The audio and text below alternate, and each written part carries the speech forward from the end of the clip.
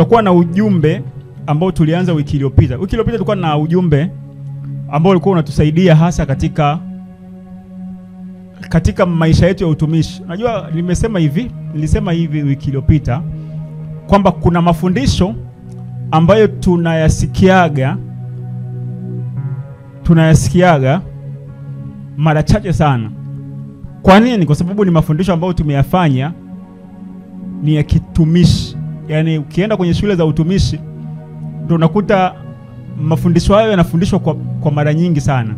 Kwamba wanaoenda kusomea masomo ya kiutumishi, aidha kiuchungaji, kiuinjilisti na kadhalika kwenye zile shule rasmi, unakuta kuna baadhi ya masomo wanafundishwa ambayo ukiangalia huku katika kanisa hayafundishwi.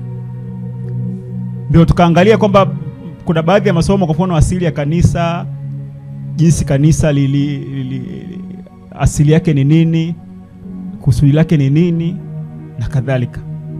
Kuna vitu ambavyo hatufundishwi. Lakini pia kwa nini hatufundishwi? Kwa sababu tumefanya kanisa sio sehemu ya kuandaa watendakazi. Kwa hiyo kuna masomo yanafundishwa katika shule za utumishi, alafu huku katika kusanyiko hayafundishwi. Sasa hiyo sio namna sahihi ya kuandaa watendakazi. Kwamba kile ambacho mtumishi anafundishwa ili awe mtendakazi, anapaswa awafundishe na wale ambao wamewekwa chini yake ili wapate kuwa watumishi pia. Kwa hiyo kama kuna shule kuna masomo yalikuwa yanafundishwa katika shule za utumishi, hayo masomo yanapaswa yafundishwe katika kusanyiko pia. Tulikuwa na ujumbe wenye kichwa kinachosema lifahamu kusudi la Mungu la kuanzisha kanisa lake ulimwenguni. Lifahamu kusudi la Mungu la kuanzisha kanisa lake ulimwenguni. Lifahamu kusudi la Mungu la kuanzisha kanisa lake ulimwenguni. Tunazungumza kwamba tunaenda tukahudumiane, twende kanisani. Twende tukahudumiane kanisani. Hivi kwa nini Mungu alianzisha kanisa? Kwa sababu tuliangalia wiki iliyopita kwa kina kwamba hawa tunazungumzia kanisa lake. Na watu wanaweza wakaanzisha kanisa. Watu wanaweza wakaanzisha kanisa. Kama Yesu alianzisha kanisa alipokuwa ulimwenguni, tambua kwamba watu pia wanaweza wakaanzisha kitu kinachoitwa kanisa, na litakuwa ni kanisa lao, na watakuwa wakisema kanisa langu. Sasa tuliangalia kwa kina kwa habari ya kanisa la Kristo wiki iliyopita. Linajengwaje? Linajengwa juu ya msingi gani? Na tuliangalia mambo kadhaa. Labda kwa kurejea kidogo, wapigaji huwa najiulizaga sana, unakuwa na mambo mengi sana. Sijijua ni shida na kuaga ni nini, lakini natamani zaidi kwamba tukue. Yaani tukitaka tukue lazima tuwe na utulivu fulani hivi. Kama washroom sawa, lakini kama kuna agenda nyingine juu ya agenda, inakuwa kidogo hatuwezi tukakomaa. Yaani hatua ya muziki ni hatua ndogo sana katika kingdom. Bwana Yesu asifiwe. Kwa hiyo nimelisema hili kwa sababu nimeona watu karibia wote mmetoka nje. Yaani kama sasa mpaka unajiuliza kwamba inakuaje? Yaani sio picha nzuri, sio kwangu mimi. Kwangu mimi sina shida. Lakini kwa aliyewaleta hapa, najua sijawaleta mimi Kwa hiyo kwa aliyewaleta hapa inakuwa sio picha nzuri. Bwana Yesu asifiwe. Nimelisema hili kwa sababu tujitafakari sana. Tuliangalia kwa maana ya kwamba turejee mambo machache. Turejee mambo machache kwa maana ya tuliyoyapitia wiki iliyopita. Tuliangalia kwamba ulazima wa kujua kusudi la kila jambo. Kwamba kuna jambo fulani unataka kulifanya au kuna jambo fulani unataka kuengage nalo. Kitu cha muhimu ni kujua kusudi kabla ya kuengage kwenye hilo jambo. Yaani hata kama unaenda shule fulani, unaingia kwenye shule, hebu jua kwamba hivi kozi wameanzisha. Hivi kozi lengo lake ni nini, kusudi lake ni nini? ili jambo linalohusiana nalo, ili kusudi lake ni nini, ili usio unafanya tu kwa sababu ya kufanya kubuy time, lakini ufike point useme kwamba hakika nimetimiza kile ambacho lile kusudi la kuanzishwa jambo hili. Kwa hiyo umuhimu wa kujua kusudi la kila jambo ndio linamfanya mtu kuwa na effective life, kwamba maisha yenye kuleta matokeo. Lakini mtu ambaye anafanya kitu hajui kusudi, kwa nini unapiga mziki? Kwa nini unaimba? Kwa nini unakuja kanisani? Nakuja kwenye kusanyiko la kanisa. Actually ni kusanyiko la kanisa. Kanisa hapa tumekutana, lakini kanisa liko hai. Bwana Yesu asifiwe. Kwa hiyo ni muhimu mno kama unatenda jambo fulani ujue kusudi linafanya hivi kwa nini. Kwa nini nafanya hivi? Kwa nini naimba? Kwa nini napiga mziki? Kwa nini niko hapa? Kwa nini kusudi? Usipojua kusudi la jambo lolote, sema utabuy time. Utakuwa unafanya kwa kusema kwa nini? Kwa kupoteza muda. Kwa kupoteza muda. Hakuna matokeo ambayo utayaacha. Na watu wengi kwa sababu ya kutokujua kusudi la kanisa, wamefanya kanisa ni sehemu pengine ya vile ambavyo wanawaza wao. Either ni sehemu ya fursa, au wamefanya kanisa ni sehemu ya kujionesha. Unajua kuna watu wengine pengine akija akifanya kitu fulani kanisani, amekifanya hata kama kisipokuwa na matokeo, anaona sawa. Kanisa limefanywa wakati mwingine wameitumia kama ni chombo cha cha kushawishia watu. Mtu anakuwa anaingia katika kanisa lakini ana agenda binafsi. Kuna watu unaweza akaenda katika kanisa anakuwa ni sehemu ya ni mpendwa, lakini anakuwa na lengo lake binafsi. Lakini je, kusudi la kanisa kuanzishwa ni nini? Kusudi la kanisa kuanzishwa ni nini? Ni sawa na hivi kwa nini Mungu ametuumba? Ni swali ambalo pia yatupasa kujiuliza. Kwa nini Mungu ametuumba? Yaani usipojua hilo kusudi, pia kusudi la kwa nini nimeumbwa, ndio ile utakuwa tunaishi tu bila kuwa na expectation yoyote, bila kuwa na matarajio yoyote. Kwa nini tumeumbwa? Kwa nini tuko hai? Sawa, inawezekana hatujafika point ya kutambua, kurealize. Lakini neno hili linakuja kwetu likitusisitiza kuona umuhimu wa kujua kusudi la kila jambo tunalo engage nalo. Hivi kwa mfano hii simu hapa, hii wao walitengeneza simu hii kwa ajili gani? Kusudi gani? Kusudi lake ni nini hasa?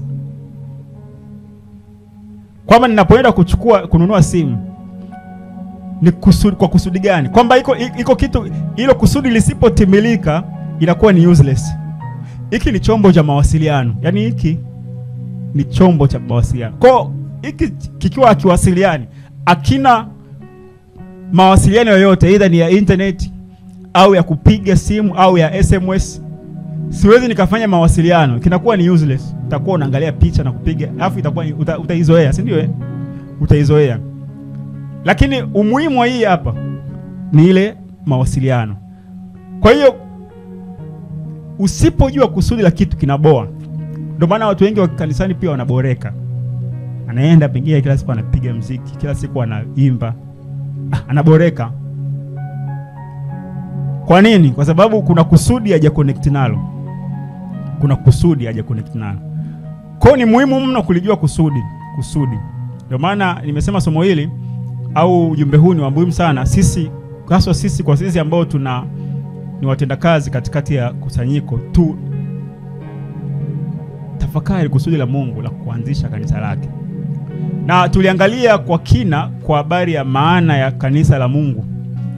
Wiki iliyopita tuliangalia kwa kina maana ya kanisa la Mungu. Na nikasema kwamba aliyeanzisha kanisa ni Mungu mwenyewe.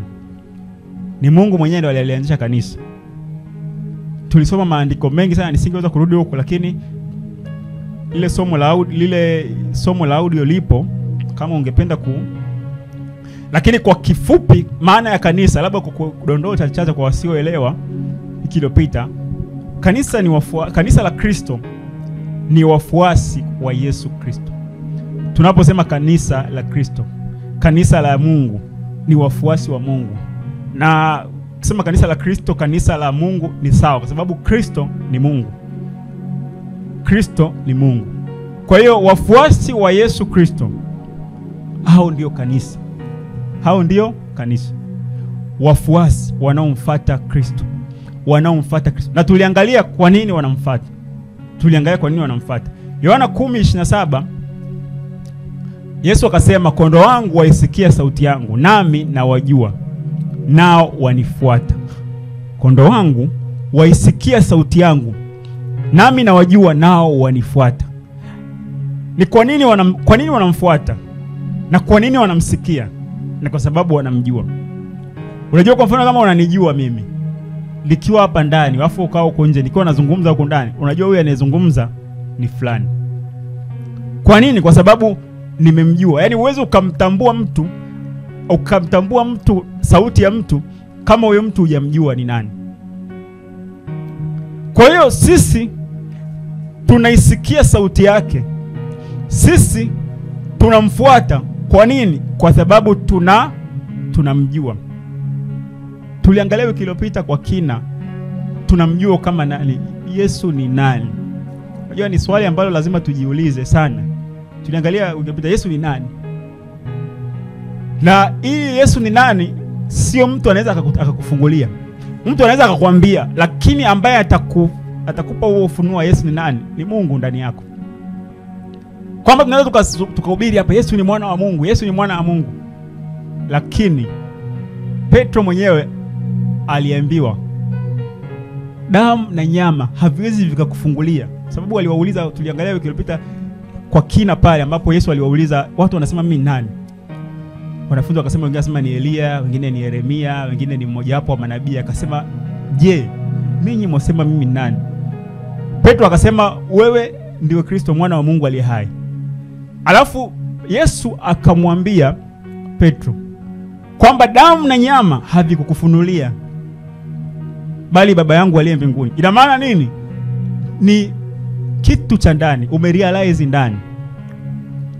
Kwa kuna ile kumwambia mtu bwana Yesu ni mwana wa Mungu. Na tunasemaga baada nyingi Yesu ni mwana wa Mungu na ni mwana wa Mungu, lakini watu kuamini kwamba Yesu ni mwana wa Mungu, anaanza kutengeneza logic. Kwa mwana wa Mungu ina maana atakuwa na mke wake ni nani? Anatengeneza kibinadamu. Lakini kuna ambao wanaamini Yesu ni mwana wa Mungu. Na ile kuamini ni kwa sababu kuna namna fulani huko ndani. Kuna namna ambavyo huko ndani unafunuliwa. Kwa hiyo wanaisikia kwa sababu gani? Kwa sababu wanamjua. Tuliangalia pia ndio hiyo, tuliangalia kwamba msingi wa kanisa ni ile kumjua Yesu ni nani. Kwa sababu uwezo kumfuata kabla hujamjua kwanza. Ukishamjua utamsikia. Ukishamsikia utamfuata. Kama haumjui hauwezi kumsikia, na kama haumsikia hauwezi kumfuata. It's a logic. Yaani mtu unamfuata kwa sababu unamjua na nimemsikia. Lakini pia kingine tuliangalia kwa habari ya funguo za ufalme. Hizi kitu akifundishwaga sana, funguo za ufalme. Lakini ni kitu ambacho Petro aliambiwa, na actually aliambiwa Petro, lakini ni kwa wote ambao watamfahamu mwana. Labda nirudie tena kile kipengele hayo maandiko, sababu msingi mkubwa wa somo ulijengwa pale. Kwenye Mathayo 16, tuanze kuanzia mstari wa 13, japokuwa wiki iliyopita tulianza nyuma kidogo. Mathayo 16 mstari wa 13 akasema, basi Yesu akaenda pande za Kaisaria Filipi, akawauliza wanafunzi wake akisema, watu unena mwana wa Adamu kuwa ni nani? Wakasema, wengine unena huyu Yohana Mbatizaji, wengine Elia, wengine Yeremia au mmoja wapo wa manabii. Akawaambia, nanyi mwanena mimi kuwa ni nani? Simoni Petro akajibu akasema, wewe ndiwe Kristo mwana wa Mungu aliye hai. Yesu akajibu akawaambia, heri wewe Simioni Bariona, kwa kuwa mwili na damu havikufunulia hili, bali Baba yangu aliye mbinguni. Sema, nami nakuambia wewe ndiwe Petro, na juu ya mwamba huu nitalijenga kanisa langu, na wala milango ya kuzimu haitalishinda. Nami nitakupa wewe funguo za ufalme wa mbinguni, na lolote utakalolifunga duniani litakuwa limefungwa mbinguni, na lolote utakalolifungua duniani litakuwa limefunguliwa mbinguni. Tuliangalia kwa kina kwamba Petro, kwa kupokea ule ufunuo, kwa kuelewa Yesu ni nani, anapewa ahadi ya kupewa funguo za ufalme. Anapewa ahadi ya kupewa funguo za ufalme. Nitakupa wewe funguo za ufalme wa mbinguni. Sasa hii kuna ambao wamelitengenezea kwamba Petro ndo alipewa zile funguo. Unajua kuna namna ambavyo ukisikiliza mafundisho kwenye makusanyiko yetu ni namna tu ya tafsiri, lakini kuna ambao wanaelewa kwamba ufunguo ule wa mbinguni alipewa Petro. Lakini ni kwa kila ambaye anamiau kanisa ndo limepewa funguo za ufalme wa mbinguni.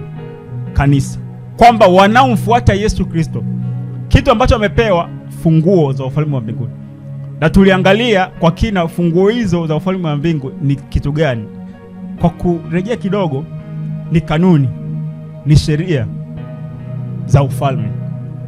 Tukasema kwamba hata katika ulimwengu huu kitu kinafunguliwa au kinafungwa kwa kutumia sheria. Ukitaka kufungua kitu katika ulimwengu huu, unafungua kwa mujibu wa sheria, na unaweza ukafungiwa kwa mujibu wa sheria. Lakini pia sisi pia katika ulimwengu wa roho tunaweza tukafungulia vitu kwa mujibu wa au kwa kutokana na sheria ya Mungu, kwamba sheria ya Mungu ndio inatupa uhalali wa kufungulia vitu vya kimbingu katika ulimwengu, na tunaweza tukavifunga katika ulimwengu kulingana na sheria za ufalme wa mbingu. Maana yake ni nini? Maana kwamba huwezi ukafungulia vitu vya mbinguni au ukafungua vitu katika ulimwengu wa roho nje ya sheria ya Mungu. Kwamba unataka leo hii Mungu afanye kitu au ukifunge kitu hapa ulimwenguni kinyume na sheria ya Mungu. Kwa hiyo chochote ambacho unakifunga, chochote ambacho unakifungua sawa sawa na mapenzi ya Mungu kinafungwa au kinafunguliwa. Bwana Yesu asifiwe. Kwa hiyo sheria ya Mungu ndio hizo funguo. Unajua wana ambao hawajaokolewa hawaelewi hizo sheria. Sisi tunayo Roho Mtakatifu. Tunaye Roho Mtakatifu ambaye huyo Roho Mtakatifu ndio anatujulisha mapenzi ya Baba. Ndio anatujulisha mapenzi ya Baba. Kwa hiyo sisi tunaoongozwa na Roho ndio tunajua hizo sheria, na ndio ufunguo za ufalme ambazo tumepokea. Na hebu nikae hapa kidogo kwa sababu hii kitu kimechezewa kidogo, kwa maana ya kwamba funguo hizo alipewa Petro. Kuna watu wanaamini kwamba Petro ndo alipewa funguo za ufalme. Kwenye kitabu cha Mathayo 18 kuanzia mstari wa 15, nataka kuna Yesu alifundisha kitu pale kwa habari ya sisi waamini tunaomfuata. Akasema, na ndugu yako akikukosa enenda umuonye, wewe na yeye peke yenu. Akikusikia umempata nduguyo. Sema la, kama asikii, chukua pamoja nawe tena mtu mmoja au wawili, ili kwa vinywa vya mashahidi wawili watatu kila neno lithibitike. Asema, na wasipowasikiliza wao, liambie kanisa. Hapo analitaja kanisa hapo. Liambie kanisa. Na asiposikiliza kanisa pia, na hayo kama mtu wa mataifa na mtoza ushuru. Amini nawaambia, yoyote mtakayoyafunga duniani yatakuwa yamefungwa mbinguni, na yoyote mtakayofungua duniani yatakuwa yamefunguliwa mbinguni. Sema tena nawaambieni ya kwamba wawili wenu watakapopatana duniani kwa jambo lolote watakalo liomba, watafanyiwa na Baba yangu aliye mbinguni. Kwa kuwa walipo wawili watatu wamekusanyika kwa jina langu, nipo pamoja nao. Hapa nachotaka kusisitiza hapa ni nini? Amini nawaambieni, yoyote mtakayoyafunga. Alikuwa anaongea na wanafunzi wake, yoyote mtakayoyafunga. Kule alimwambia Petro, kwa sababu ile ilikuwa ni mstari wa sura ya 10 ngapi? Sura ya 10 na hii ambayo tulitoka ilikuwa ni sura ya 16. Hii hapa ni 18. Ina maana waambia yoyote mtakayoyafunga. Maana walikuwa washamtambua ni nani. Bwana Yesu asifiwe. Yote mtakayoyafunga duniani itakuwa yamefungwa mbinguni. Na yote mtakayoyafunga duniani yatakuwa yamefungwa mbinguni. Bwana Yesu asifiwe. Nisikae hapo, maana hapo kuna maneno, kuna mambo mengi sana hapa ya kujifunza. Lakini tuelewe kabisa kwamba Yesu ni mwana wa Mungu. Na kuielewa hiyo ni Roho wa Mungu anakufunulia. Ni Baba aliye mbinguni anakufunulia. Lakini pia kingine, kuna kitu ambacho nataka nikiseme leo hapa ambacho ni cha ajabu mno, ambacho nimejifunza wiki hii. Ndio nilikuwa nakielewa, lakini imekuja kwa kasi sana ndani yangu. Kwa habari ya Yesu, kuna wakati mwingine wanasema mwana wa Daudi. Ushasikiaga Yesu ni mwana wa Daudi? Nafikiri mshasikiaga. Mwana wa Daudi uturehemu, mwana wa Daudi uturehemu. Lakini pia Yesu ni mwana wa Ibrahim. Ni mwana wa Ibrahim. Kwa hiyo katika ulimwengu wa roho, sababu Mungu ni roho, Yesu ni mwana wa Mungu. Sisi ni wana wa Mungu katika roho zetu. Yaani roho zetu. Mwanadamu ana vitu vitatu. Ana roho, kuna nafsi, na kuna mwili. Sasa katika roho sisi ni wana wa Mungu. Yesu alipokuwa ulimwenguni hapa katika roho alikuwa ni mwana wa Mungu. Alikuwa ni mwanadamu kamili kabisa. Alikuwa ni mwanadamu kamili kabisa. Lakini alikuwa ni mwana wa Mungu katika roho. Sisi roho zetu zimezaliwa mara ya pili. Zimezaliwa mara ya pili. Kwamba tumefanywa watoto wa Mungu kwa kupewa haki yote. Unajua kuna kuwa mtoto wa mtu katika namna mbili. Kuna kitu unachoitwa kumuadopt. Unaweza kumuadopt mtoto kwamba unampa haki zote. Unaweza kumchukua mtoto huko ukaenda pengine mahakamani ukampa haki za kuwa mwanao. Sasa Yesu ni mwana wa asili. Sisi tumepata haki ya kuitwa watoto wa Mungu. Kwa hiyo ile kupewa haki ikatufanya kuzaliwa mara ya pili. Sasa Yesu au sisi pia ni wana wa Mungu katika roho. Lakini pia kuna kitu kinachoitwa nafsi. Nafsi pia ina mzazi. Na mwili pia una mzazi. Kwamba katika mwili huu wa asili nina mzazi wangu. Mzee Minja na mke wake walikutana, wazazi wangu wakanitoa. Wao ni wazazi wangu katika mwili. Katika roho mimi ni mwana wa Mungu. Katika nafsi pia kuna wazazi katika imani. Unajua kuna kitu kimoja ambacho tunakoseaga, niseme tu hiyo tunakosea. Kuwaita wachungaji wetu baba wa kiroho. Sawa, inaeleweka. Unajua ukizungumza kwa ujinga it's okay. Lakini leo wale ni baba katika imani. Unajua hata Paulo ukimwangalia alizungumza mwanangu Timotheo katika imani. Lakini pia Ibrahim ni baba yetu katika imani. Kwa kumuita baba wa kiroho ni sasa imani inajengwa katika eneo moja linaloitwa nafsi. Ina maana katika nafsi, mzazi katika nafsi, sababu nafsi ndio kuna kitu kinachoitwa moyo, zinaingia information, taarifa, lakini ndio ina process information. Hata imani inajengwa katika nafsi. Unapoachilia neno la Mungu ukalijaza ndani ya mtu, unajenga imani yake. Kwa imani inajengwa katika nafsi ya mtu, kwa sababu nafsi ndio inafanya maamuzi.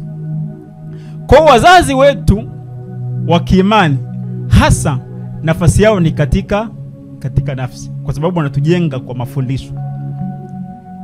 Kwa maeneo yao yote matatu yakiwa na wazazi mtu anakuwa imara. Bwana Yesu asifiwe. Sasa kuna namna ambavyo nataka niseme hapa kwenye kitabu cha Mathayo 1 mstari wa kwanza, sema kitabu cha ukoo wa Yesu, mwana wa Daudi, mwana wa Ibrahim. Sheikh kuangalia haya maandiko kwa haraka haraka, ukiangalia unaweza ukapita ukaendelea, sio nani akamzaa nani, Ibrahim akamzaa Isaka nini. Lakini hapa anaanza kitabu cha ukoo wa Yesu, mwana wa Daudi, mwana wa Ibrahim. Yani amezungumzwa Yesu alafu akawekwa mwana wa Daudi, mwana wa Ibrahim. Haya maneno ukijaribu kuyatafakari, kwa nini alisema Yesu ni mwana wa Daudi, Yesu ni mwana wa Ibrahim? Kwa sababu Mungu katika hao wawili aliwaambia kabisa kwamba watapata uzao ambao huo uzao umezungumzwa kwa namna ya Yesu. Hebu tujaribu ku break down Yesu kama mwana wa Daudi. Yesu kama mwana wa Daudi. Sasa ukisoma kwenye kitabu cha Mambo ya Nyakati, kuna namna ambapo Yesu anatabiriwa kutokea, au anatabiriwa kuwa kama mwana wa Daudi. Naona hapa sijaandika hiyo script, lakini ngoja niangalie hapa.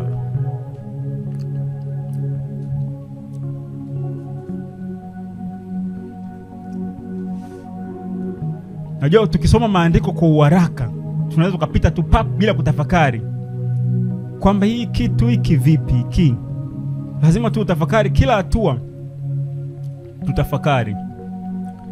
Yesu ni mwana wa Daudi. Kwa nini mwana wa Daudi? Sawa, unaweza kusema kwamba kwa sababu alikuwa ni ukoo wa Daudi, lakini ilikuwa so specific. Kwenye kitabu cha Mambo ya Nyakati 17 mstari wa Mambo ya Nyakati wa kwanza 17 kuanzia mstari wa kwanza, anasema hivi. Anasema ikawa Daudi alipokuwa akikaa nyumbani mwake, Daudi akamwambia nabii Nathan, angalia, mimi ninakaa katika nyumba ya mwerezi, bali sanduku la agano la Bwana linakaa katika mapazia. Sema naye Nathani akamwambia Daudi, haya, fanya yote yaliyomo moyoni mwako, maana Mungu yupo pamoja nawe. Nathani anamwambia fanya kile ambacho kilichoko moyoni mwako. Asema ikawa usiku huo neno la Mungu likamjia Nathani na kusema, nenda ukamwambia mtumishi wangu Daudi asema hivi, wewe hutanijengea nyumba ya kukaa. Wewe hutanijengea nyumba. Sababu Daudi alikuwa anatazamia kwamba anatamani, alikuwa anawaza kumjengea Bwana nyumba, kwa sababu anakaa katika nyumba ya mierezi, alafu sanduku la Bwana limekaa katika mapazia. Asema sasa ndio ujumbe unaibuka hapa kwamba kamwambie kwamba hutanijengea nyumba ya kukaa, kwa maana sikukaa ndani ya nyumba tangu siku hiyo nilipowaleta Israeli huko hata leo, lakini hema kwa hema nimehamia na maskani kwa maskani. Katika hili mote nilimokwenda na Israeli wote, je, nimesema neno lolote na mtu yoyote wa waamuzi wa Israeli nililowaagiza kuwalisha watu, nikisema mbona hamkunijengea nyumba ya mwerezi? Sasa hapo tunaruka. Lakini kwamba hapo Mungu anawaambia kwamba nimewatoa kule Israeli, kule Misri, nikawaleta mpaka katika nchi ya ahadi. Nimekaa kwenye hema na kwenye mahema, nimekaa kwenye mapazia, maskani kwa maskani, nimekaa huko. Je, hivi nishaye kuhitaji kwamba mnijengee nyumba ya mierezi?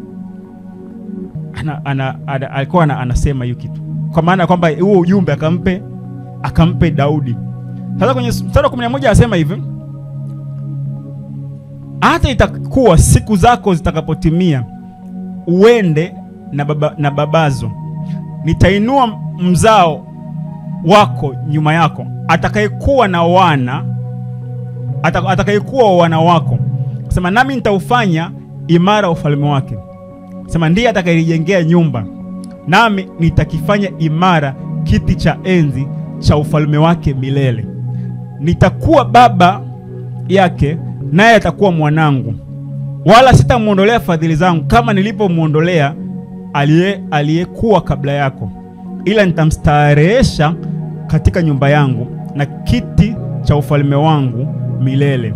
Sema kiti chake cha enzi kitathibitishwa milele. Sema kwa maneno haya yote na kwa maono hayo yote ndio Nathali alionena na Daudi. Sasa ukiangalia kwa haraka unaweza ukafikiri kwamba hii kitu inazungumzwa ni Suleiman. Yaani ukiangalia kwa haraka haraka unaweza ukaona kwamba hii kitu mbona kama inazungumzwa ni Suleiman. Kwa sababu ni kweli tukija kuangalia Suleiman ndo alikuja kumjengea nyumba. Suleiman ndo alikuja kumjengea nyumba. Lakini ukitaka kuelewa, sema nami nitakifanya kiti chake cha ufalme wake milele. Milele.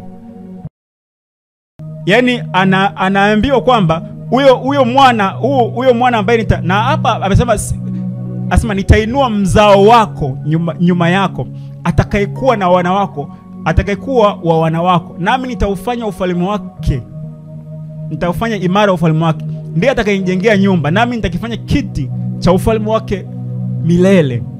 Lakini pia kuna hapa chini pia akasema nitamstahiresha katika nyumba yangu na katika ufalme wangu milele. Asema na kiti cha enzi kitathibitishwa milele. Sasa Suleiman alipokaa katika kiti kile katika ufalme wake ukuja ukapasuka, yani ndio aliishia pale, alafu inakuendelea huko ukaja ukagawanyika.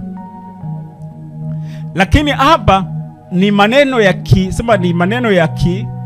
ya picha kwa habari ya Yesu, sababu Yesu ndio alikuja kumjengea maskani ya kudumu. Unajua hii idea ya kujenga majumba ni ya kiwanadamu. Kwa maana yeye alisema kwamba hivi kwa tokea nimewatoa kule, mimi sijadai mnijengee nyumba, mjengee nini, sijadai.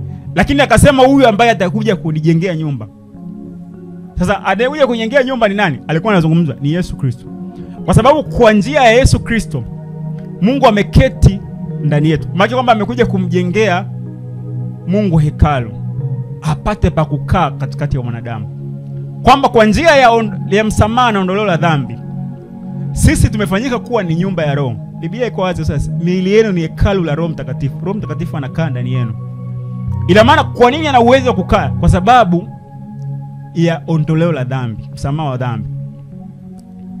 Kwa Yesu Kristo ndio anatabiriwa hapa, na ndio mwana wa Daudi ambaye anatabiriwa kwamba atakuja kumjengea nyumba na ufalme wake utakuwa ni ufalme wa milele. Ufalme wa Kristo ni ufalme wa milele. Unajua milele maana yake nini? Usio na kikomo. Sasa Suleiman aliishia tu pale. Tena yeye mmoja wa watu ambao waliishia vibaya, mwisho wake ulikuwa sio mzuri sana, ni Suleiman. Lakini hapa ukiangalia maneno ya kinabii, na hao wote walikuwa wanajua ni Suleiman.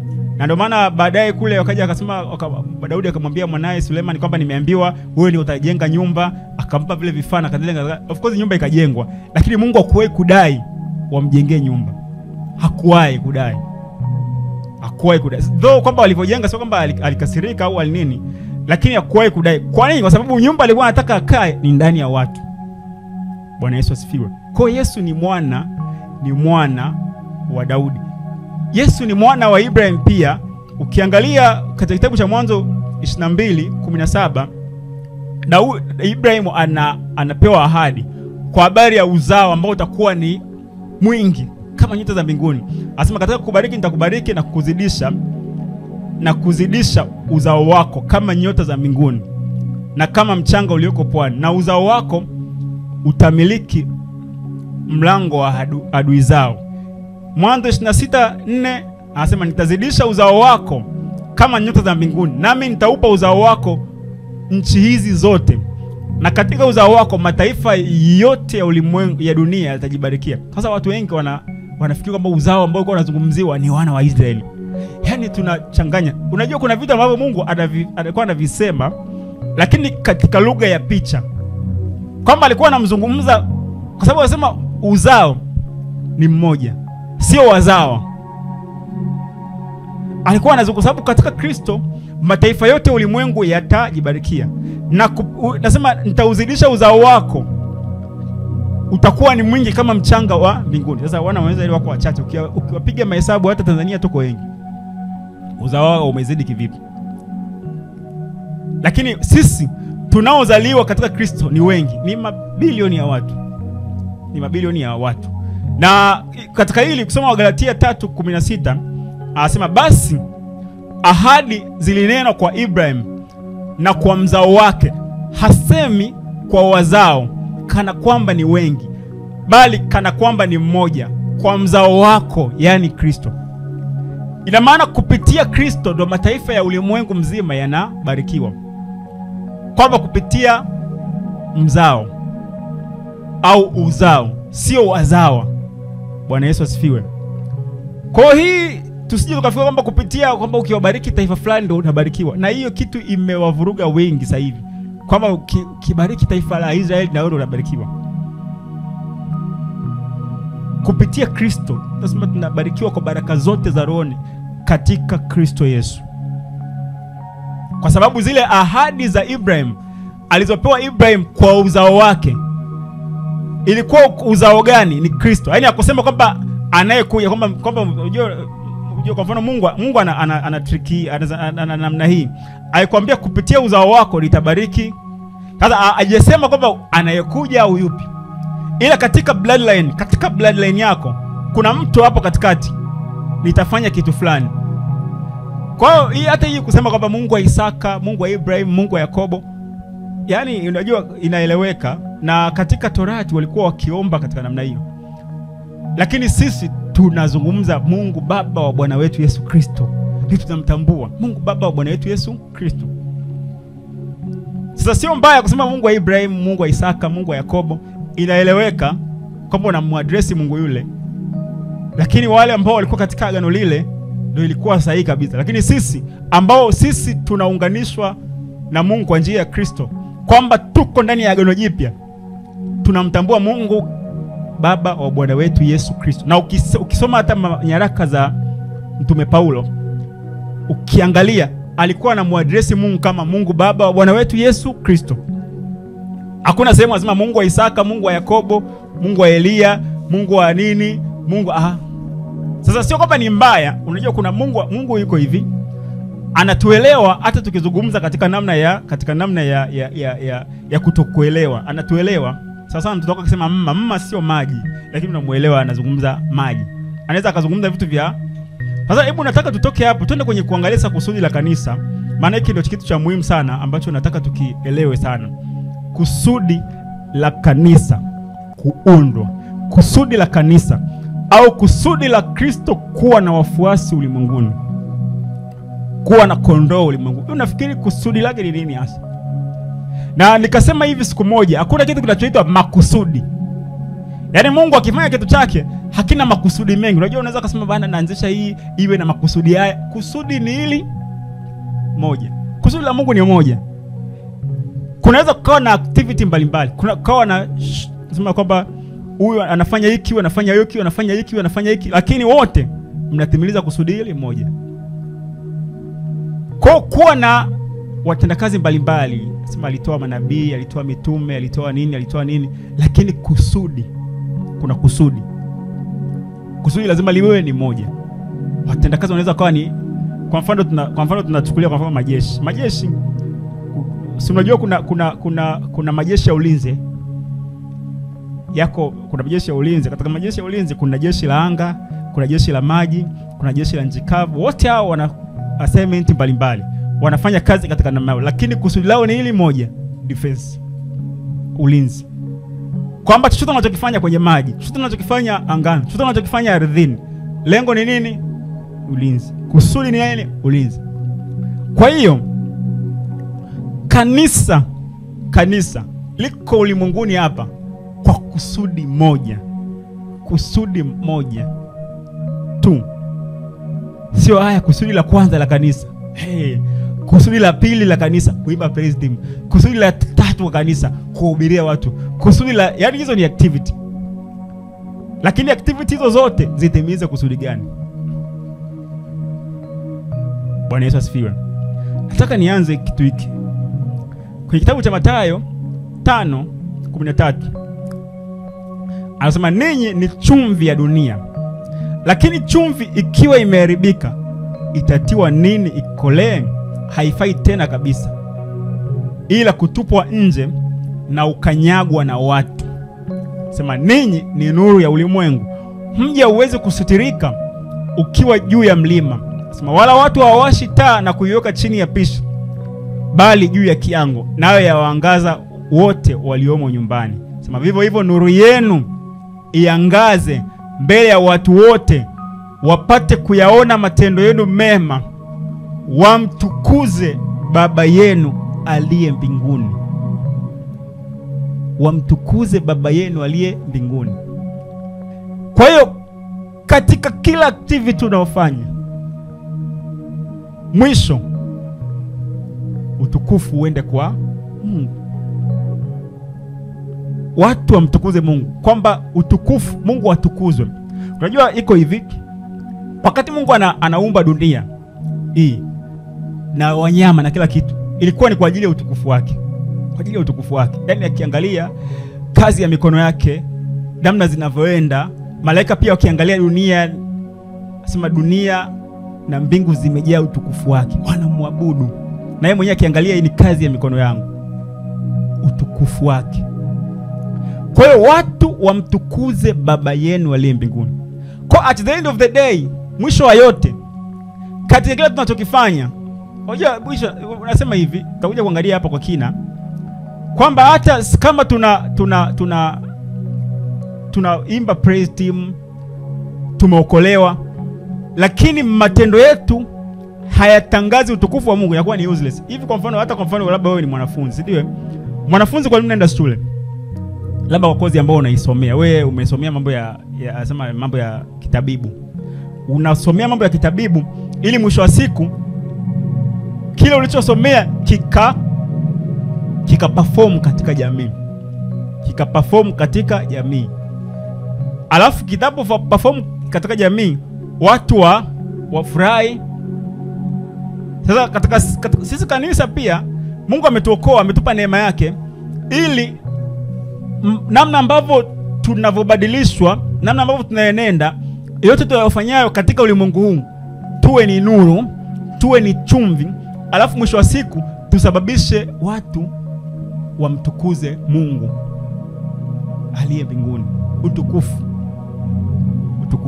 Kwa sababu hivi, kwa nini Mungu anatujenga? Kwa nini Mungu anatujenga? Kwa nini ametuokoa?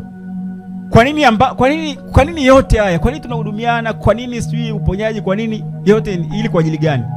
Kwa ajili ya utukufu wa Mungu. Mungu atukuzwe. Kwa kanisa yote yanayoendelea, activities zinazoendelea, maana kwamba zinatakiwa equip ili Mungu apate kutukuzwa. Atukuzwe katika kanisa, lakini hata huko nje. Tukienda huko nje, watu wamtukuze Mungu, waseme kwa kweli, Mungu kwa kweli anaweza. Popote unapokaa, kama ni kazini, unakuwa smart kiasi kwamba hata Mungu wako anatukuzwa, kwamba huyu jamaa huyo kwa kweli Mungu mtu wa Mungu huyo. Unajua mtu wa Mungu, yani ile status ya kiungu inafanya watu wamtukuze Mungu. Sasa kuna namna ambavyo tumekuwa na activity nyingi katika kanisa, ambazo hizo activity utukufu unakuja kwetu sisi.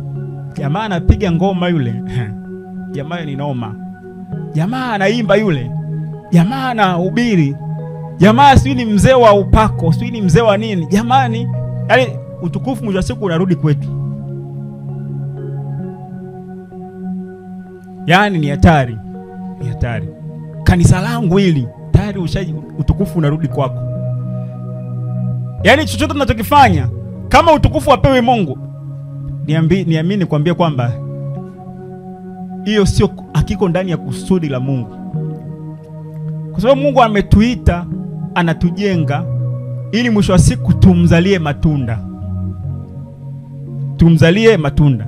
Na katika hii, hebu naomba nisome hapa kidogo. Yohana 15 kuanzia mstari wa kwanza. Anasema hivi: mimi ndimi mzabibu wa kweli, na Baba yangu ndiye mkulima. Sema kila tawi ndani yangu lisilozaa uliondoa, na kila tawi lisilozaa lizaalo hulisafisha ili lizidi kuzaa. Sema sio ninyi mlionichagua mimi, bali mimi nimewachagua ninyi, nikawaweka muende mkazae matunda, na matunda yenu yapate kukaa, ili lolote mumuombalo Baba kwa jina langu awapeni. Sasa tukiangalia hapa, Yesu anasema mimi ni mzabibu. Maana kwamba yeye ndio ule mti wa mzabibu. Baba yake ndio mkulima, kwamba aliyopanda ule mti ni baba yake. Kwa mwenye mti ni baba, na yeye ndiyo mkulima. Lakini kusudi lake nini? Kusudi kwamba ule mti unapokuwa uwe na matawi, alafu yale matawi yapate kuzaa. Wewe unafikiri mtu anayepanda kitu, anayepanda mazao fulani, yale mazao ni kwa ajili ya ule mti au kwa ajili yake mwenyewe? Kwa ajili ya mpanzi, kwa ajili ya yule mkulima, si ndio? Maana yake ni kwamba nini? Maana yake kwamba sisi, kazi ya Yesu msalabani na ile sisi kuwa ndani yake, maana yake ni kwamba lazima imfaidie baba ambaye alianzisha ile kazi. Inamsaidia, inamfaidishaje? Utukufu. Sababu mtu anapanda mzabibu ili aufurahie, ili credit zirudi kwake, ili avune. Bwana Yesu asifiwe. Kwa ile kuzaa ni nini? Unazaa kitu gani? Kazi unaifanya, usema unatenda kazi katika kazi ya huduma, naenda kufanya huduma mpendwa, au kanisani tunajengana, halafu mwisho wa siku ni nini? Uende ukawe nuru katika jamii, ukawe chumvi katikati ya watu. Na imekuwa very specific. Yani ukisoma kwenye ili andiko limesema kwamba huangaza wote walioko ndani.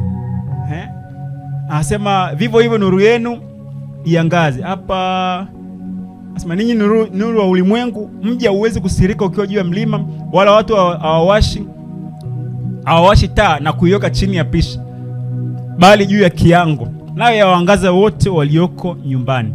Ina maana sisi tumefanywa kuwa nuru ili popote tutakapoenda kukaa tuangaze wote walioko. Niseme hivi, sisi Mungu ametupa roho wa Mungu, si ndio?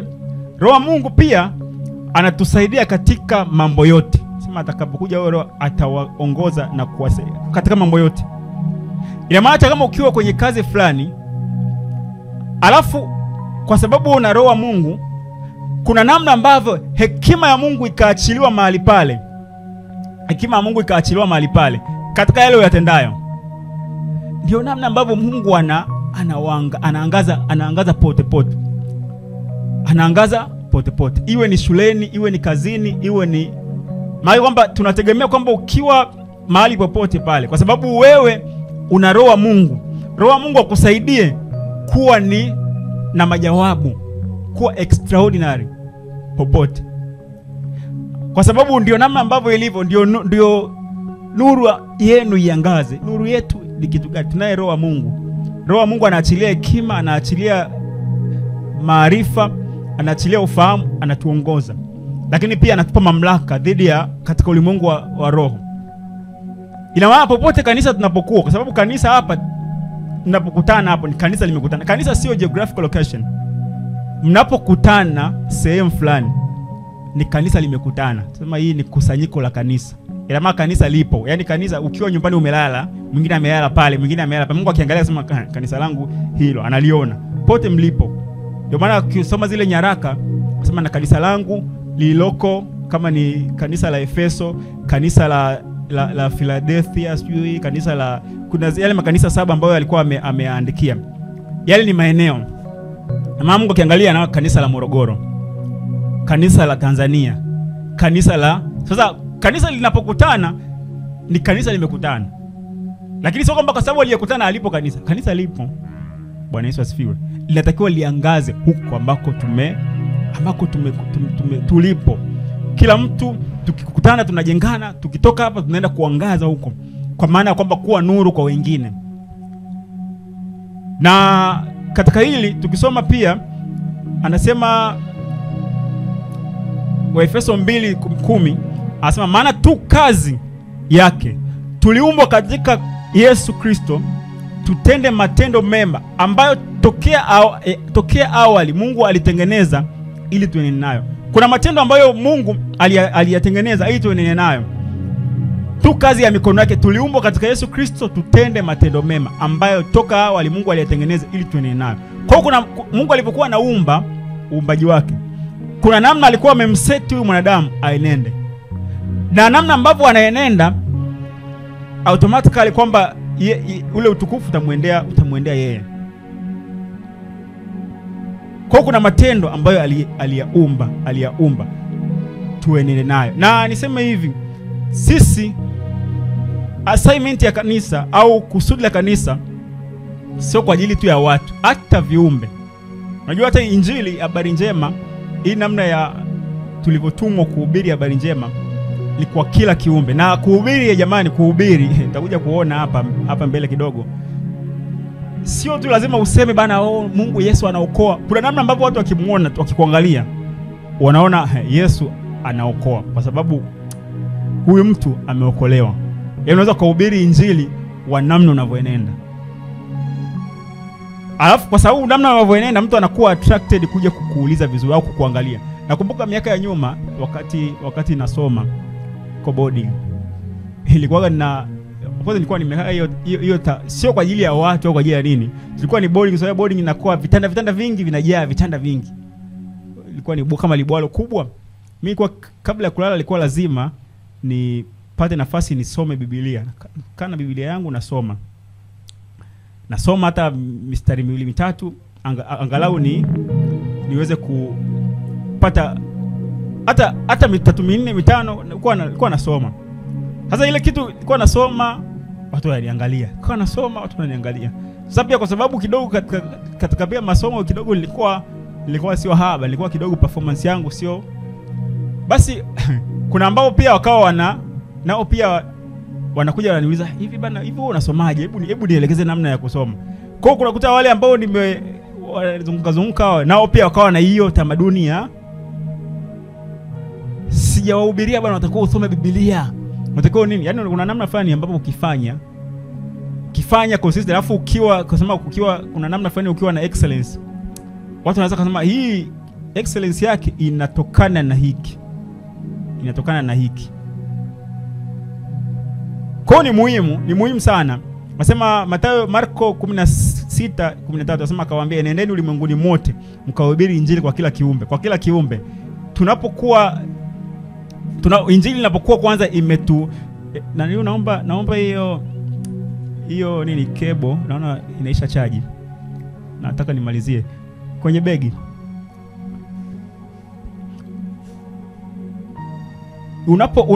Unapokuwa tumeokolewa, kuna namna ambavyo ile injili kutubadilisha sisi, hata uumbaji unafurahia. Uumbaji wake unafurahia. Kwa matokeo ya sisi kupokea injili ile yanaonekana mpaka kwa kila kiumbe. Maana kwamba dunia inakuwa ni sehemu salama. Kunapokuwa sehemu hakuna mapigano, kunapokuwa sehemu hakuna hofu, kunapokuwa na sehemu kunakuwa na sehemu ya ustawi katika jamii, hata panya hadi nzi wanafurahia. Lakini sehemu kidogo na mabomu na changamoto hizi, maana kwamba hata nzi wenyewe wanaona hii sehemu ni hatari. Hata wale mbokoko wanaotembea kukula makombo wanaona ni mali ni hatari. Kwa maana yake kwamba matokeo ya injili ya amani inasababisha mpaka viumbe wafurahie. Dunia ikiwa ni sehemu ya visasi, sehemu ya watu kugombana, maana kwamba hata uumbaji wake utaharibika. Kwa sababu unajua mwanadamu ndo amepewa mamlaka dhidi ya ulimwengu huu, si ndio? Amepewa dominion. Amepewa kutawala uumbaji. Sasa mwanadamu huyu ikitokea pengine kuna mapigano, kuna chuki, kuna mambo mabaya yametokea, maana yake ni nini? Maana kwamba hata uumbaji wake hata kuku wataathirika. Kwa uumbaji mzima unategemea ustawi wa mwanadamu. Kwa kadiri ambavyo mwanadamu anakosa ustawi, hata unajua hata ukiona watu wanapikia kuni, wanakata kuni, wanakata miti, wanapikia kuni, ni kwa sababu tu ya nini? Kwa sababu tu hakuna ustawi. Kama mwanadamu anastawi, anakuwa na ustawi, ina maana hata misitu itapona. Umeona? Kwa kuna namna ambapo mwanadamu akiwa na ustawi, hata uumbaji wote Sasa habari njema ni nini? Habari njema ni habari ya ukombozi. Kuna watu nisiende hapo sana, nitakaa sana, kwamba kuna watu pengine pia wanaenenda katika namna ambavyo wanaenenda, either kuiba, wanaenda katika uzinzi, sababu uzinzi wote, kuiba, chuki, zote hizo ni uharibifu. Kimuibia mtu utamuumiza, utamrudisha nyuma kimaendeleo. Wakati mwingine atarudi, pengine ataanza kufanya vitu ambavyo ni uumbaji, utaathirika. Kukiwa na mapigano, kuna vitu hata sisimizi, wakati mwingine moto na kadhalika vinaweza vikaua hata sisimizi. Kwa uumbaji wa mwanadamu, uumbaji wa ulimwengu huu unategemea sana na ustawi wa mwanadamu. Kwa tunapo enenda katika namna njema, maana yake kwamba Mungu akiangalia uumbaji wake unatangaza utukufu wa Mungu. Unatangaza utukufu wa Mungu automatically. Nitoke hapa, najua nitakaa sana hapa. Kuna kitu kingine ambacho nataka nikizungumze hapa tunapoenda tunamalizia saa hizi. Kuna kitu kimoja ambapo Yesu aliwaambia wanafunzi wake, Mathayo 28:19, basi enendeni mkawafanye watu wote kuwa wanafunzi, mkibatiza kwa jina la Baba na Mwana na Roho Mtakatifu. Kuna hii kitu cha wanafunzi nataka nikizungumze hapa, maana kitu cha wanafunzi kimeonekana kama ndo assignment kuu au ndo kusudi kuu la kanisa, la kuwafanya watu kuwa wanafunzi. Unajua iko hivi, katika logic ya kawaida, katika namna ya kawaida, kama mwanafunzi unapokuwa mwanafunzi, kuna wakati unafika tunasema una graduate, si ndio Yaani uwezo kuwa mwanafunzi milele, yaani unakuwa mwanafunzi milele. Unajua hata Yesu mwenyewe kitu ambacho alikuwa anakitaka, alikuwa anataka kwamba tujifunze kwake, alafu tufikie kimo cha utimilifu wake. Sababu unajua iko hivi, mwanafunzi hawezi kumpita mwalimu, ila mwanafunzi anafanana kama mwalimu, si ndio Kwamba ukijifunza kwa mwalimu, kuna hatua unafika unakuwa kama mwalimu. Unafikia hatua hiyo, hauwezi kaenda zaidi ya mwalimu wako, never, haiwezekani. Kwa hiyo kimo cha utimilifu ni Yesu Kristo. Kwa hiyo kuwafanya wanafunzi ili nini? Ili wafanane kama Kristo. Wafanane kama Yesu Kristo. Alafu kwa matendo yao sasa, kwa namna ambavyo wanaenenda, kuna namna ambavyo Mungu atukuzwe. Kwa mwisho wa siku pia tunakuwa wanafunzi ili nini? Tuweze kutenda kazi njema. Kutenda kazi njema ili nini? Ili Mungu atukuzwe. Kwa mwanafunzi ambaye anasema ni effective, ambaye anatenda matendo mema, alafu Mungu anatukuzwa, maana huyo ndio mwanafunzi ambaye nini? Ndio mwanafunzi ambaye anaelewa ile shule ambayo anafundishwa. Kwa mwisho wa yote ni Mungu atukuzwe. Sisi ni wanafunzi wa Yesu Kristo. Tumeokolewa sawa. Na tunawahubiria wengine au tunawafundisha wengine. Lakini lengo ni nini? Hivi maisha yetu, tukiangalia maisha yetu, hivi yanampa Mungu utukufu? Yanampa Mungu utukufu? Kwamba Mungu watu wanaweza akazungumza nini cha kimungu katika maisha yako? Yaani Mungu anaweza akapata sifa gani katika wewe? Yaani tuachane na hii kwamba mtu bana jamaa anajua kuimba, anajua kufundisha, anajua kupiga. Katika wewe, yaani Mungu anaweza akapata sifa gani? Kwamba watu wakazisema tu kwamba bana unajua jamaa yule, kwa kweli jamaa ana moyo wa upendo kweli. Ana moyo wa upendo kwa yule bana, ni mtu wa Mungu yule. Yaani Mungu anaweza akapata sifa gani katika wewe? Hivi unafikiri yote haya tunakutana, tunajengana, tuna nini? Lengo ni nini? Maisha yetu yanamtukuza yeye aliyetuita. Tunaimba sawa, Mungu tunakutukuza. Unafikiri hivyo ndo kutukuza? Hivi kumwambia Mungu kutukuza, unafikiri ndo kitu Mungu anachokitaka? Sababu Mungu anatukuzwa mbinguni na malaika. Na malaika wamtukuze kwa sababu wamewaseti wamtukuze. wakiangalia kazi za mikono yake, wakiangalia uumbaji wake, wanamtukuza. Sema mbingu na dunia zimejaa utukufu wako. Maana kwamba wale wanaona, wana reason, ukiangalia Bwana Yesu asifiwe. Kwa hiyo wanamtukuza Mungu kwa sababu kuna kitu wanakiona cha ajabu. Sasa je, sisi hapa tunasema tunahubiri, tunasema tunafundisha, tunafanya huduma. Hiyo huduma ishatuhudumia kwanza sisi. Kwa sababu unajua hivi, usiwaambie watu habari za Yesu ambaye hawamuoni kwako. Yaani unamwambia bana, unajua Yesu bana anabadilisha, lakini mtu akikuangalia wewe anasema kichefu kweli. Wewe mwenyewe hajakubadilika. Unajua kuna namna ambavyo ukisema ukizungumza habari za kitu hiki bana kinafanya. Kuna siku moja nishaenda kwa fundi simu. Alafu nakuta simu yake yenyewe imepasuka, imeharibika. Akasema hapa kuna fundi kweli hapa. Yaani yeye mwenyewe majanga. Alafu yeye ndo nimpe simu yangu anitengenezee. Mbona?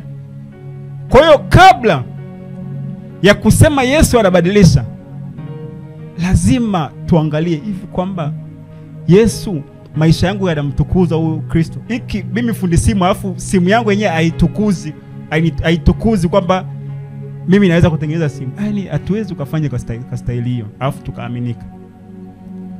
Bwana Yesu asifiwe. Yohana 15:14 anasema, ninyi mmekuwa rafiki zangu mkitenda ni waamuruyo. Siwaiti tena watumwa, kwa maana mtumwa ajui atendalo bwana wake, lakini nimewaita rafiki kwa kuwa yote niliyosikia kwa Baba yangu nimewa. Ni muhimu sana sisi kama kanisa tuelewe kwamba assignment yetu ni kutenda kazi njema katika ulimwengu huu ili Mungu atukuzwe. Kanisa sio sehemu la kulalamika. Yaani unajua tunapokuwa nasema hii nalizungumza kwa sababu ni kitu ambacho cha kisa hivi kimetokea. Tunaingizwa katika harakati za watu. Kanisa wanakutana alafu eti wanaandika nyaraka, sio nyaraka za kuonya. Wanaonya mamlaka. Wanaonya mamlaka. Mamlaka zenyewe zikiwaangalia zinawajua wanasema zinawajua kuanzia juu mpaka chini. Zinaona sasa nyinyi ndio wapigaji.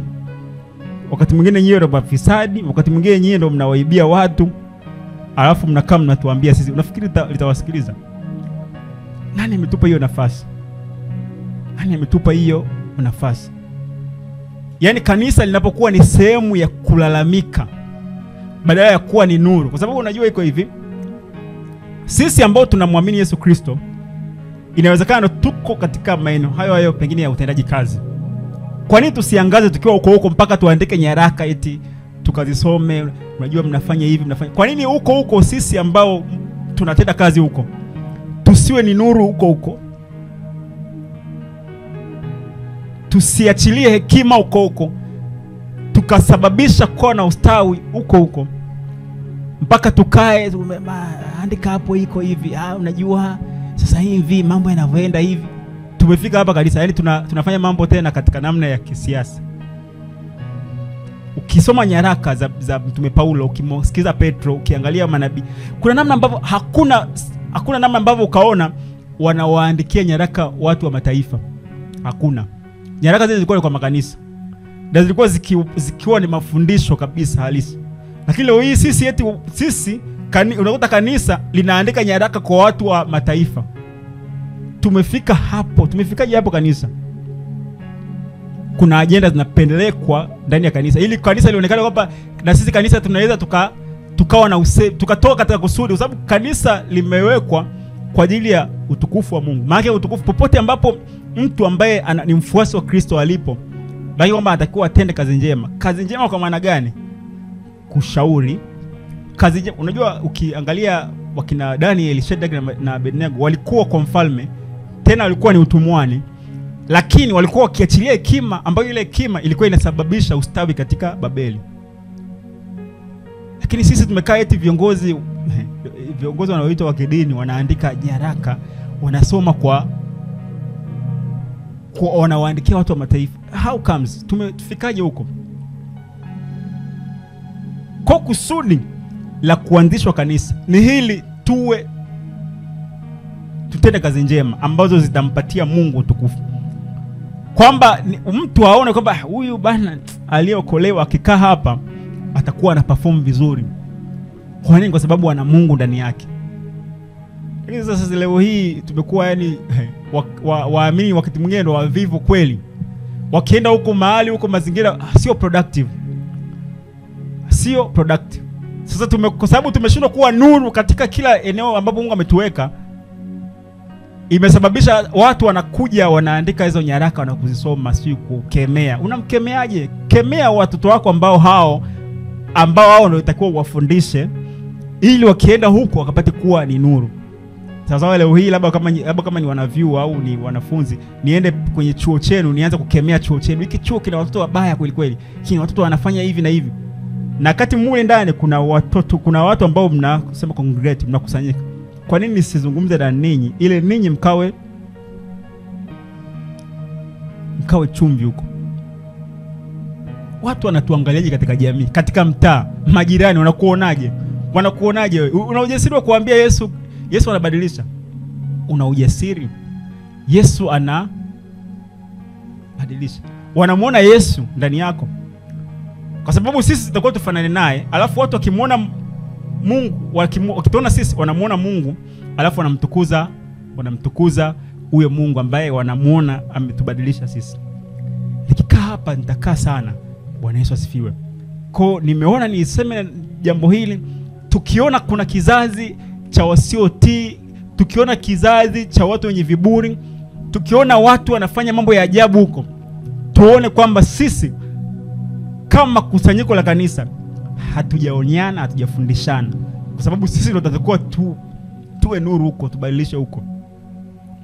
Yaani tutakiwa tuwaambie watu, unajua sasa hivi watu huko, watu wana tabia mbaya, watu viburi, watu sijui hawatii. Sasa hivi kuna watu watokanaje. Hatutakiwa tuzungumze hako. Tunataka tuzungumze hapa kwamba hivi sisi tunapokuwa huko tunakuwa ni nuru kwa wengine. Tunakuwa ni kwa sababu nuru maana ni kwamba unakuwa ni mfano. Watu wanatamani kutuiga. Hivi watu wanatamani kukuiga wewe, hivi kuna mtu anayetamani kukuiga kwamba kweli yani huyu jamaa huyu napenda kweli anavyo. Hivi kuna mtu ananiwaki kuona kichefuchefu, anaona jamaa huyu Mission Town kweli. Kweli kuna mtu ambaye anatamani kusema wewe ni kielelezo kwake. Kielelezo. Maana kwamba akikuangalia anakuona kama kielelezo. Huko tunapokaa. Kama hauoni hivyo, maana kwamba nini? Bado lile kusudi la kuanzisha kanisa katika maisha yako alijawa halisi. Kwa ninawasihi sana sisi pamoja, hebu tutamani Mungu apate kutukuzwa kwa kupitia maisha yetu, kupitia namna tunavyoenenda. Na hii kitu inakuja kwa kumuomba Mungu atusaidie, sio kwa kujitahidi. Usitoke hapo kusema unajitahidi. Mwombe Mungu, Mungu nisaidie. Nisaidie kwamba maisha yangu yakuakisi wewe. Nimesikia neno lako, niwezeshe. Maisha yangu yakuakisi wewe ili wewe upate utukufu, kwa sababu uliniokoa ili jina lako litukuzwe. Roho Mtakatifu atakusaidia. Roho Mtakatifu atakusaidia. Mungu wetu, Baba yetu wa mbinguni, ninakushukuru kwa sababu ya neno lako hili. Hakika leo tumeelewa kwamba umelianzisha kanisa lako katika ulimwengu huu kwa kutufanya sisi kuwa ni wafuasi wa Kristo kwa ajili ya utukufu wako, ili sisi tupate kutangaza utukufu wako katika ulimwengu huu. Popote tulipo, iwe ni kwenye kazi, iwe ni kwenye shule, iwe ni katika jamii, Mungu ukapate kuonekana na watu wakutukuza wewe, kwa sababu wewe ndiye uliyetubadilisha. Wewe ndiye uliyetufanya hivi tulivyo. Watu wakukubali kwamba wewe unaweza kubadilisha, wewe unaweza kuinua, wewe unaweza kuwafanya watu kuwa na matendo mema, kwa sababu tunaamini kabisa kwamba kwa uwezo wetu hatuwezi, lakini kwa sababu ya neno lako lenye kutuwezesha, kwa sababu ya nguvu zako zenye kutuwezesha, ndio utubadilisha. Naomba Bwana, naomba Mungu kwa ajili ya uamsho wa kanisa lako. Uamsho wa kanisa lako katika Tanzania, uamsho wa kanisa lako katika Afrika, uamsho wa kanisa lako katika ulimwengu, ili kanisa likapate kukaa katika kusudi. Likapate kukaa katika kusudi, kwamba kanisa likapate kuwa ni nuru ili lisiwe ni sehemu ya kulaumu wengine, hasa wasioamini. Nakushukuru Bwana kwa sababu ya neno hili. Tukufu na heshima na kurudisha wewe. Katika jina la Yesu nimeomba. Amen.